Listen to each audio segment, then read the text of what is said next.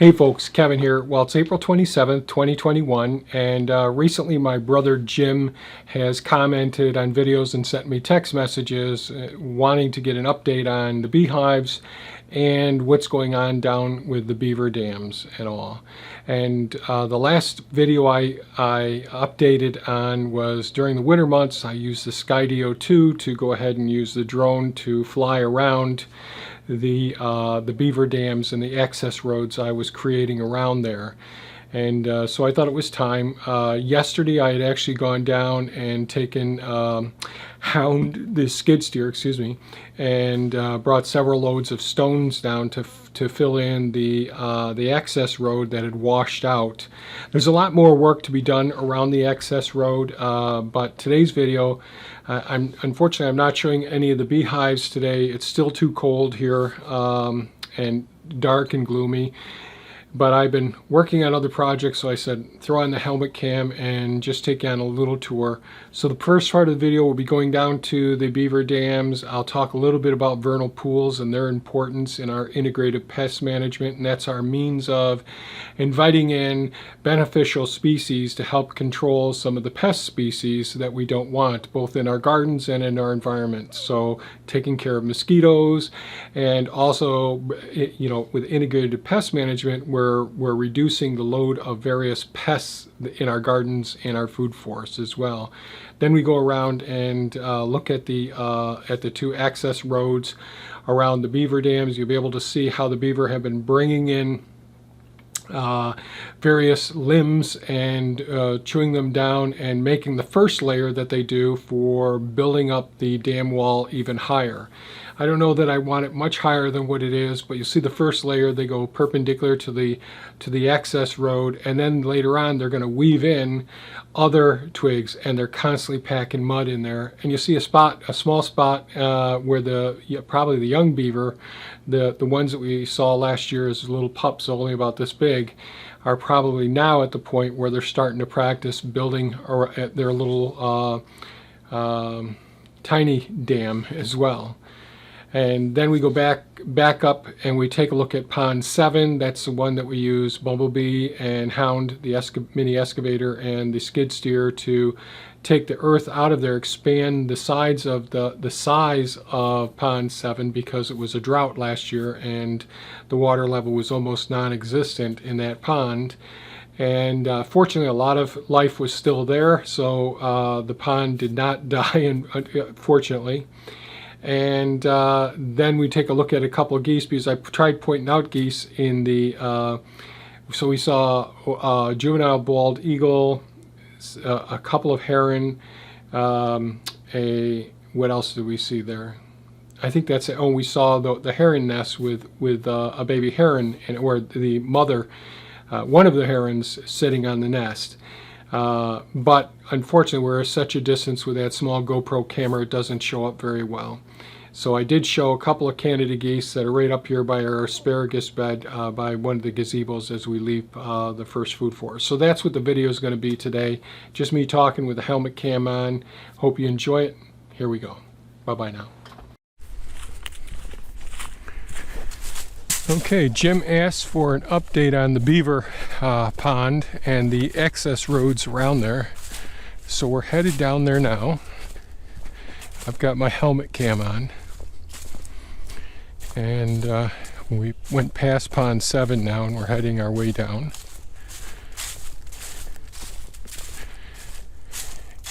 Yesterday I came down and brought several loads of rocks to patch the washed out areas of the lower dam wall.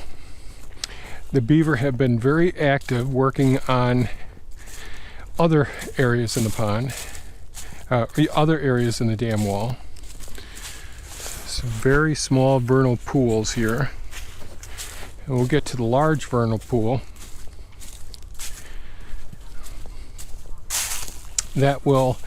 This lower area will ultimately be a pond, but I'll always have vernal pools. And vernal pools are just, I'll call them spring ponds in a sense.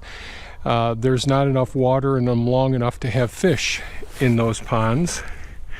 So this is an example of a vernal pool that will dry up, but there's lots of beautiful soil in here that I want to harvest, and I'd like this area to be a pond, but there's several more areas where vernal pools are that I'll expand.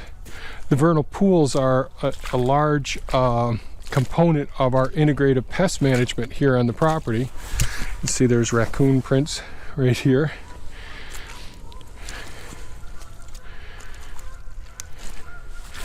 And so these are places where the salamanders and various amphibians can come and mate. So here we're getting close to the beaver pond, and so the salamanders really help. Their larvae are ravenous little carnivores, and they do a really good job of consuming all of the mosquito larvae that can be in these vernal pools. But this is where the wood frogs and the tree frogs mate and lay their eggs. Really, really nice. The toads will be in this, as well as the ponds up above. And all of these guys are absolutely essential for our integrative pest management, keeping the pests in our gardens and our food forest under control. And some of the, in more of the boggy wetland areas, we actually have endangered species here as well, which I won't talk too much about, but we're pretty excited that we have such biodiversity. But it's important, wetlands are so important for the various functions, but these vernal pools are also important, despite me converting some of this to a pond and converting some of the areas into a little bit larger vernal pools. Okay, we're coming up on the lower access road around the lower Beaver Dam.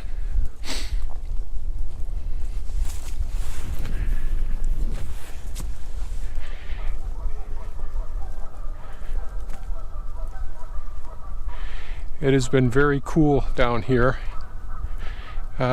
We've had it below freezing a few days. Some down into the upper 20s there earlier this week. We'll go over by the great blue heron's nest over there.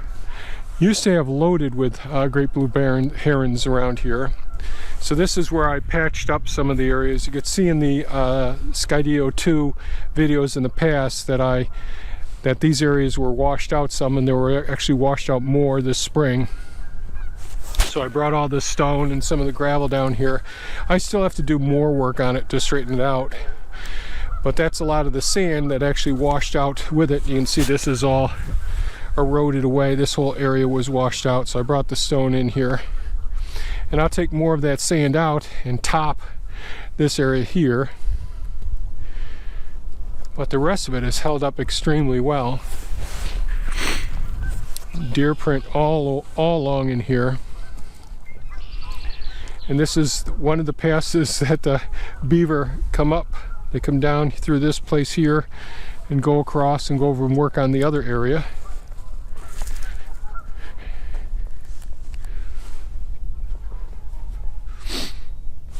There's a great blue heron flying right now. Wait a minute. No, that isn't. That's an eagle right there.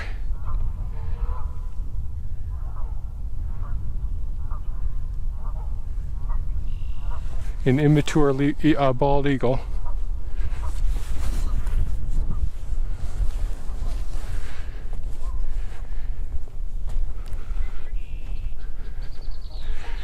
Down in this area we see the red-tailed hawks, the osprey, the eagles, all the time down here. And of course we do see the beaver at times.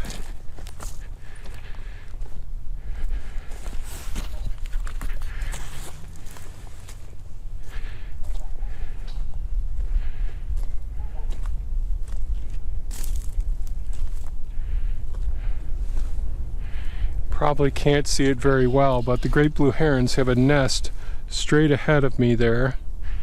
You can see the water level here is at least 2 feet above where I'm at, probably closer 2.5 to 3 feet maybe from where I am here. And of course it isn't, you can see just how thin it is, and what the beaver do is they pack that mud right into all those little crevices, and they're constantly going down and getting the sediment. When they get to the sand, they'll put that up over the top at times and then pack mud on top of that. And so the beaver have been very busy this spring, because when I came down here when there was still snow,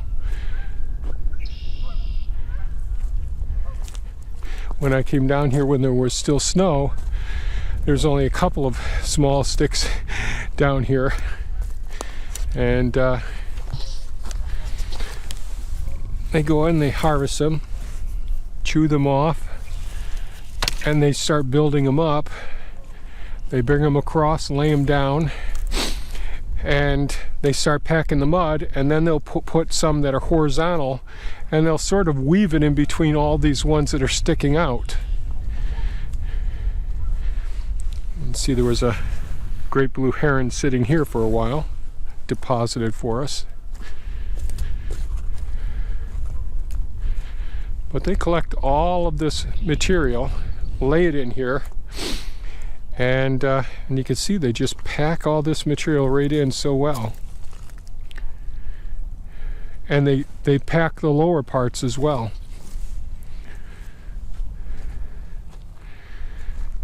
You know, they say they're busy beavers, and there's a good reason they say that.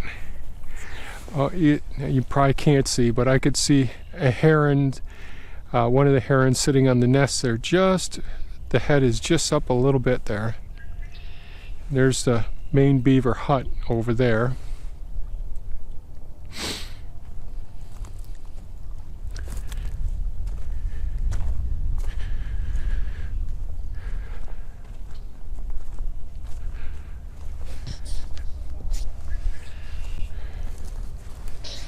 We did pick up a small little boat to be able to cruise around out here, so I'm looking forward to that. I have to come up with a little trailer, because I think the beaver would just poke holes through it.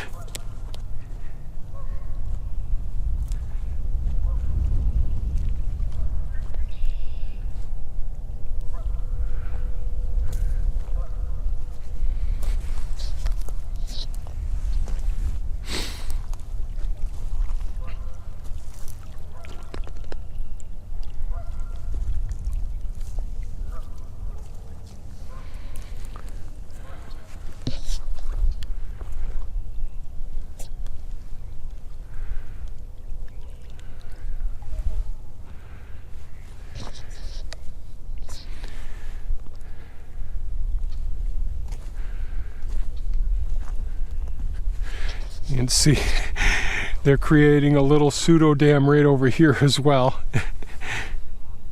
They are fascinating. This is probably, so this is the area in this lower area that I often see the young beaver last season.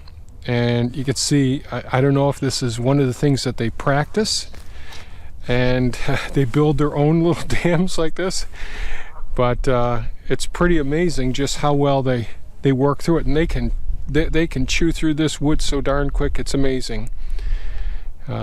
Just fascinating. But they found something like a stump right there that they could start their work with, a little bit shallower there, and just keep building it up. And remember, I had dug this all out and used that to build this whole area right over here.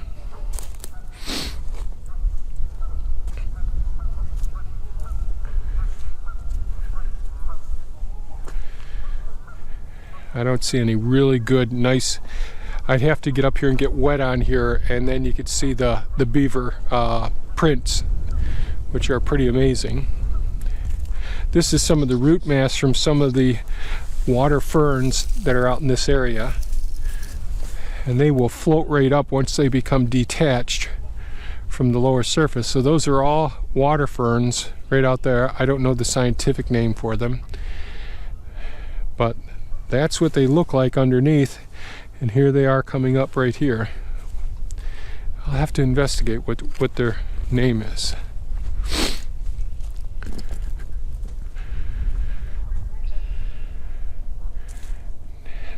Now there's often two pair of geese right down in this area, but they aren't here right now. Oh, I see a pair directly out there, almost to the distance where the beaver hut is.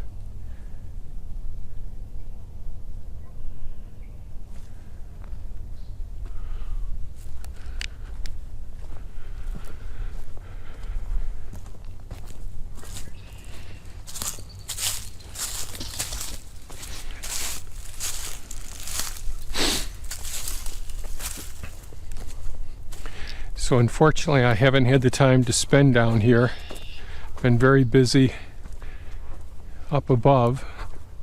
Nice red-winged blackbird just landed right over on a branch ahead of me here.